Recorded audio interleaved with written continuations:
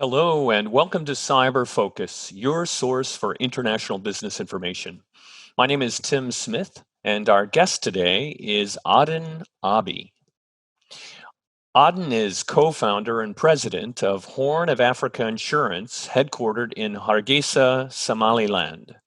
The company offers auto, property, medical, and marine cargo coverage in both Somaliland and Somalia.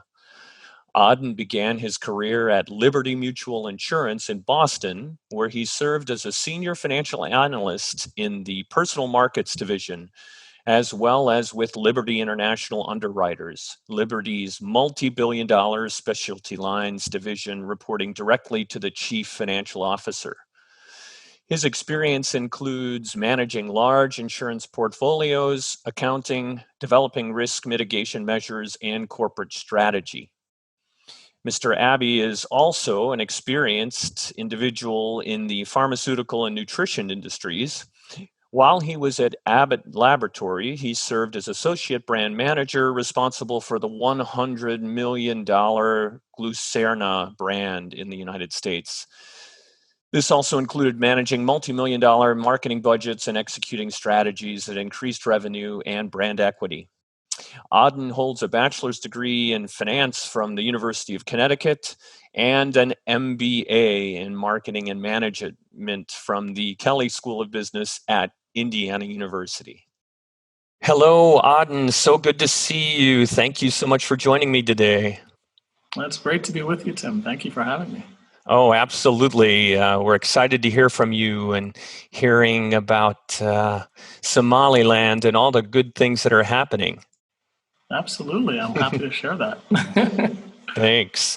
Well, let's get started. So tell me about your move to Hargeisa, and then also we'd love to hear about the creation of your company, and then let's talk about impact and what impact you hope to have in Somaliland. Absolutely, yeah. So, Tim, I've always sort of had, the bug to come back to Africa. I've always had the entrepreneurship bug.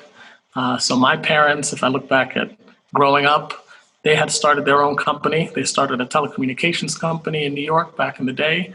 So I remember as a young kid in New Rochelle, New York, and Westchester, we had a small, tiny little shop where we sold international phone cards at the time, where the local immigrant community would come in.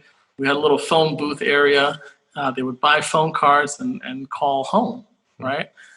They then took that company and turned it into a very successful telecom company servicing Africa. They were actually responsible for introducing the first internet connection in a lot of African countries at that time.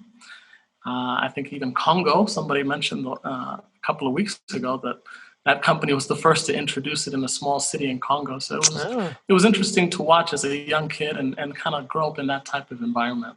Mm-hmm. So of course, when I went to Kelley, I sort of had that international business kind of mindset and tried to take all the skills that I could from Kelley, and even in my capacity at Kelley as president of the Global Business Society, and take all of that and say, all right, well, I don't know when, I don't know how, but I would like to end up in Africa in some capacity. So coming out of Kelley, I then went into a brand management role at Abbott Laboratories in Columbus. And then at some point, something just clicked. I said, I want to go check out Somaliland because I hadn't been back to my ancestral homeland since 2004 at that time. So I ended up just cutting a ticket to check it out, and then was surprised with what I saw. I saw a country that, had made a lot of development improvements since the last time I had been there. I saw a lot of diaspora my age who were coming back and bringing their skill sets back to the country. And so I started to ask the question, what can I do and how can I contribute? As I looked around to say, okay, well, if I'm going to set up something, I want it to be something that is impactful, but something that others haven't quite thought about. I looked around and I saw the fact that almost 99% of the cars on the road were uninsured. And this was despite the fact that getting into an accident was probably one of the largest risks that you could face in the country because the road infrastructure was not great. We didn't have a lot of street signs and stop signs and things of that nature. I actually had started my career at Liberty Mutual Insurance in Boston and so had a good understanding of how insurance was supposed to work. So decided then just to take a leap of faith, right? I think any entrepreneur will tell you at some point you just have to jump. It's never an easy decision. And so that's pretty much what I did. So I ended up leaving and coming to Somaliland and establishing Horn of Africa Insurance Company. It's been a very interesting ride. It's about 2.5 years since we've established the company. We are the second into the market. So there was one company ahead of us, which was called Takaful Insurance of Kenya. It was Takaful Insurance of Africa, which is a Kenyan company. But we were very proud to be a Somaliland-owned insurance company, right? And so it put me in a position where I had to figure out, how to build everything from the ground up. You had to create your own manuals, you had to hire staff, and these are things that we learn about in school, but it's different when you have to actually go out on the ground, particularly in an emerging market, and make it happen from scratch. So in a nutshell, that's how I ended up in Hargeisa, and I look forward to sort of talking a bit more about what the impact has been. But I'll kick it over to you, Tim, and if you have another question to. Oh, thanks, Adan, and thank you so much for walking us through your journey to today. I have looked at your website, and of course, in our subsequent discussions, I'm very excited that what prompted you to return home is to make a difference, have a positive impact, and it sounds like that's working. How is it working for you, and how is the perception of insurance changing, in your opinion, both in Somaliland and then also perhaps in East Africa? Yeah, absolutely. So, it's interesting. Somaliland, while it hasn't had formal insurance, like many places in Africa and around the world, there's been a system of informal insurance that has been in place for probably centuries, right? And Somaliland is a tribal system, right? And so everybody belongs to a tribe or a clan, and that's primarily how people survived, right? These were primarily nomadic people who were dealing in harsh conditions, right? So people survived in numbers. They survived as tribes, right? And they went from place to place. And so part of what people have done is to collect money on other people's behalf if they had an incident, right? And even to this day, you may get a call from, your tribal elder and say, oh, so-and-so got into an accident. And, unfortunately, there was a death involved in that accident. And so as a tribe, we now have to collect money on their behalf and pay that claim, even though they don't call it a claim, right? And that system, for the most part, has worked, right? But as we now look at becoming a more modern society, and you look at a situation where many diaspora like myself are unfamiliar with that tribal system, right? And as people start to grow older who are not familiar with that system, it becomes a necessity that everybody has an alternative, right? Where they start to figure out, okay, how can I start taking care of myself and my family? And how can I start to get my own sort of formal insurance product? And so that has been, it's been an uphill battle, but we're seeing a lot more traction in that regard. It takes a lot of marketing. It takes a lot of getting in front of people and knocking on doors and hosting community events at the office to explain to people why this formal insurance is better than this informal insurance. Mm-hmm. And it's funny, when you talk to a lot of even the people who have been in the informal insurance system, even some older folks, they will express to you that they're kind of tired of it.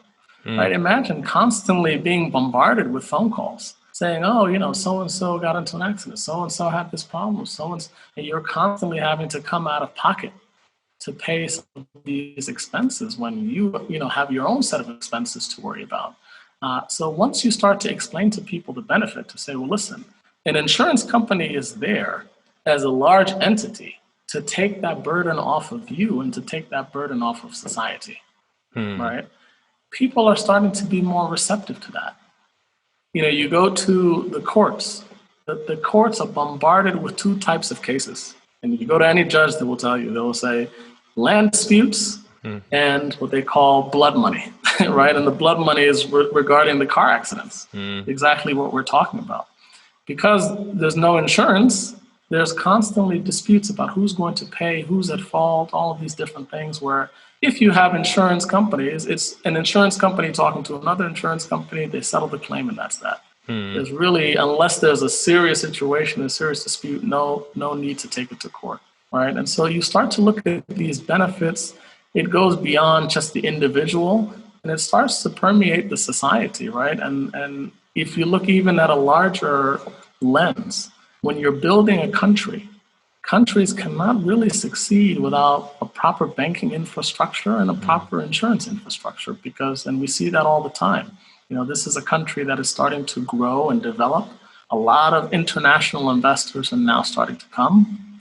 The first question they ask is, oh, well, is Somaliland safe? Right? Because they still have a perception of Somalia and instability. And it's not until they come to Somaliland and see firsthand that it's very, very safe that, that question is answered. And the second question they always ask is, can I get insurance? Right? Because nobody wants to invest tens of millions of dollars or hundreds of millions of dollars without having a safety net, right? Without having some security. And insurance is an important part of providing that security.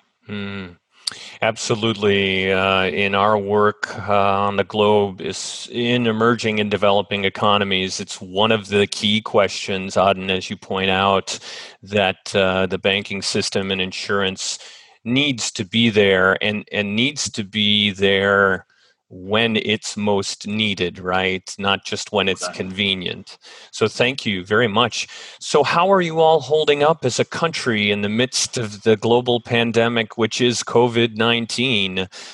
Certainly it's affecting your ability to do business and continue to grow the economy. But perhaps you could share a bit with us about that. Thank you. Yeah, absolutely. So, if we talk about it from a country perspective, Somaliland really benefits a lot from the diaspora, right? So when Somalia fell apart in 1991, there was what you call a brain drain, where all the intellectuals kind of went off into different parts of the world. And, you see Somalis excelling almost in every single field. The president of the International Court of Justice is a Somali. You see, Somalis excelling in banking, in theater and music and everything. And so unfortunately, when you come back and you see kind of what has been left behind, there has been a noticeable brain drain. And so typically in the summertime is when everybody kind of comes back, brings their kids back, and there's a trickle-down effect in the economy, right? Unfortunately, because of COVID, that didn't happen this year.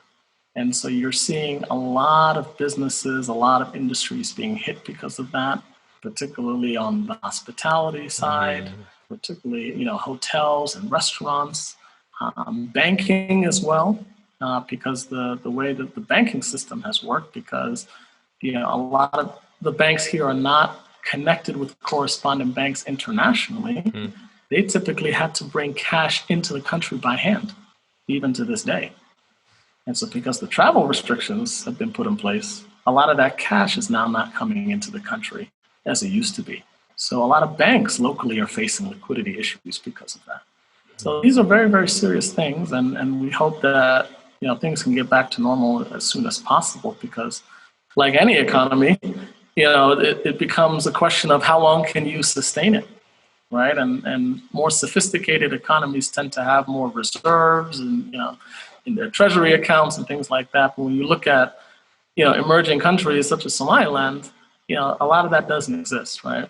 And so it's the private sector that then has to kind of prop up the economy and stay afloat. From a business perspective, it has been difficult. We rely on a lot of, NGO business, international, clients. They've all kind of gone back to their respective countries, for the last 4 or 5 months. So a lot of the decision makers are not in the country. So that makes it difficult to, have, renewal conversations and new business conversations. And so like most businesses, we're doing our best to stay afloat. But we're hoping that, the rest of this year, things will slowly start to open up. Fortunately, the COVID situation here hasn't been as serious as in other countries. And we hope that it stays that way because we don't have the infrastructure to handle it. Of course. For the most part, it seems that most people have sort of had mild cases There have been minimal deaths. And so you don't see the widespread fear that you see in a lot of other countries. But at the same time, we have been doing our best to keep our precautions. We've been working from home for the last 4 or 5 months and only going in for very, very essential meetings. And so, yeah, it's been tough, but I think that we have to maintain a positive attitude, Tim, because, as we mentioned before we had, turned on the recording, it's been a very tough time for a lot of people, right? There's a lot of anxiety, there's a lot of fear, and so it makes you start to think to yourself, okay, well, you have to be strong, you have to have a positive mindset, whether it's personally or as a business owner. Mindset, I think, is 90% of success. And that's one of the things that I've learned since becoming an entrepreneur, right? 90% of it has been in the mind. When your mindset is strong, you will find that things start to work. When your mindset is weak, you really can't make much progress. So I think that's a lesson for life that we should all, especially in tough times, take care of our mindsets, keep a positive attitude, and truly believe that things will get better. That is a fantastic lesson, Adan. Thank you for sharing it. It certainly resonates with me, and I know it will with many listening. I've heard it shared in a similar way. Good thoughts, good words, good deeds, all that positive activity not only benefits the individual, but collectively we all benefit so much more in that type of an environment and with that type of mindset. Thank you. Absolutely. Yeah, so when you think about the region and Somaliland's place there in East Africa, what excites you about possibilities and synergies and collaboration? What is working well or was working well before maybe March, and what do you hope, Adan, to continue to pursue within building relationships on the African continent, both for your company, your country, and then more broadly, who are some of the partners that you're excited to continue to build relationships with? Yeah, absolutely. Very great question, Tim. So, starting from a company perspective, when we set up the company, we set it up in a way to say we want to be an international standard insurance company, right? And we want to be able to insure anything. If any investor comes, if they come and say, I want $100 million of an asset to be insured, then we have the capacity to do that. So talking about building relationships, that's basically what we've been doing, what I've been doing for the last 2.5 years, and really going to conferences, going to different events, going to Lloyd's of London, and making connections and relationships with, international insurance entities around the world so that we do have that capacity. So our company is backed by a number of large reinsurance companies. So that's how insurance companies typically work. They insure themselves through something called reinsurance, and then they insure themselves, and it's a risk transfer business model, right? Everybody's trying to manage their risk and spread their risk as much as possible. So we have a number of strong companies that support us as reinsurance companies, and that allows us to write very, very large risks. And so we're very proud of that, and we find that that's a big competitive advantage for us in the market, particularly for international investors who are coming in. And they want that security. They want to know that it's not just you as a local company, but that you have international partners there supporting you. So we're very happy to have that. From a country perspective, Somaliland's history is, in a nutshell, when you look at the Somali territories, they were colonized by 3 powers at the time. You had French Somaliland, you had British Somaliland, and you had Italian Somaliland.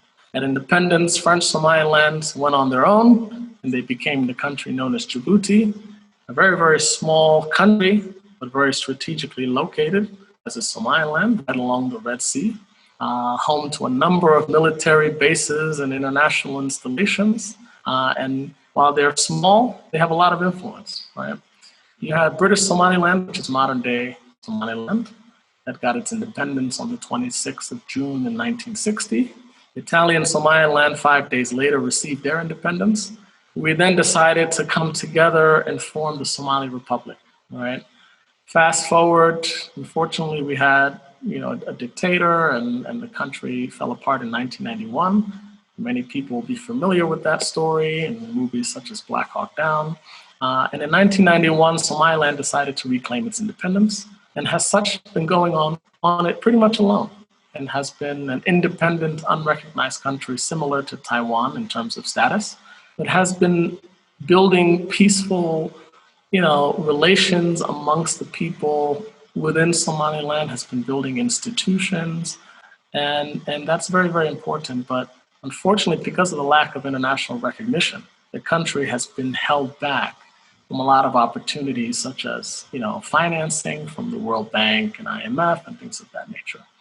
And so, it's exciting now, Tim, because it seems that actually in the last couple of weeks, the foreign policy of Somaliland has been heating up quite a bit. There have been a lot of potential relationships in the making with other countries. Somaliland actually got into an agreement with Taiwan to say that, listen, why don't we establish representative offices in each other's respective territories? And there have been other conversations with other countries such as Kenya. And so now, it's exciting for anybody, particularly those of us who are in business, because we know that, when the country succeeds, the economy will grow. When we have more international people starting to pay attention to Somaliland and all that it's been able to achieve, and you start to see more banks coming in, more international corporations coming in, potentially embassies coming in, international people coming in, everybody's going to bring something, and then the economy grows. There's more things to insure. There are more people who need banking. There are more people who need hotels and food, et cetera. And so we're excited about that. I think there's a long way to go, but we're focused on the business side of it, to position ourselves to take advantage of that growth whenever it decides to materialize. Great. Rising tide lifts all boats, right? And I'm excited for you and your country as well, Adan. That my hope, Adan, is that it will come sooner rather than later, and you'll continue to build on this momentum. I'm excited for you, and our colleagues at Kelley are certainly excited and rooting for all of you as well. Thank you. Yeah. Well, I want to looking forward to having it. Yeah, well, that's right. I can't wait for us to be there in person here, hopefully sooner again rather than later. But I want to thank you, Adan, so much for your time today and sharing your thoughts. It's been an absolute pleasure. I'm not surprised by the success that you're having, knowing who you are and knowing your commitment to leading positive change and having impact that brings others along. I've always sensed that from you and respected that. Thank you, Tim. The respect goes both ways. I really appreciate it. I'm honored. Kelley has done a lot for me. And so anytime I get a chance to give back, and I hope that there'll be more opportunities to give back in even more tangible ways, I'm very happy to do that. So again, thank you for your time and hope to see you here. Sounds great. And thank you again, Adan. I wish you a great weekend. Thank you. You too, Tim. Bye-bye. Bye. That's all for this edition of Cyber Focus. Thank you for tuning in. If you have any suggestions for future topics, please let us know at cyber, that's CIBER, @indiana.edu.